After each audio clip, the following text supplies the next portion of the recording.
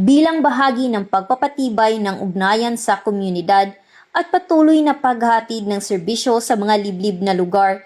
Nagsagawa ng pamaskong handog community engagement activity ang 2nd Davao Occidental Provincial Mobile Force Company. Katuwang ang revitalized police sa Barangay Jose Abad Santos Cluster 2 at ang Barangay Council ng Barangay Tabayon nito lamang Disyembre taong kasalukuyan sa Sitio Kapatagan, Barangay Tabayon, Jose Abad Santos, Davao Occidental. Ang aktibidad ay sinagawa sa ilalim ng pamumuno ng Davao Occidental Police Provincial Office na pinangunahan ni Police Colonel Sherwin M. Butil, Provincial Director.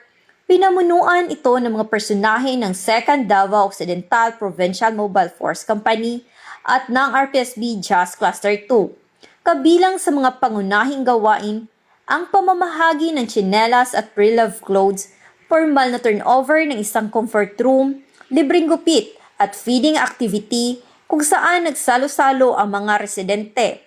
Tinatayang humigit kumulang 50 benepisyaryo mula sa komunidad ang direktang nakatanggap ng tulong at serbisyo.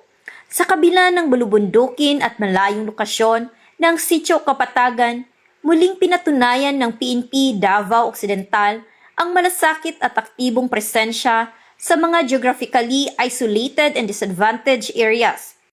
Ang inisyatiba ay alinsunod sa layunin ng Project Datu na naglalayong maghatid ng batayang serbisyo at mapatibay ng conflict-resilient communities sa pakikipag-ugnayan sa mga katutubong pamayanan upang panatilihin ang kapayapaan at kaayusan tungo sa kaunlaran. Isa na sa buhay ng gawain ito ang diwa ng PNP tagline, Bagong PNP para sa Bagong Pilipinas, serbisyong mabilis, tapat at nararamdaman.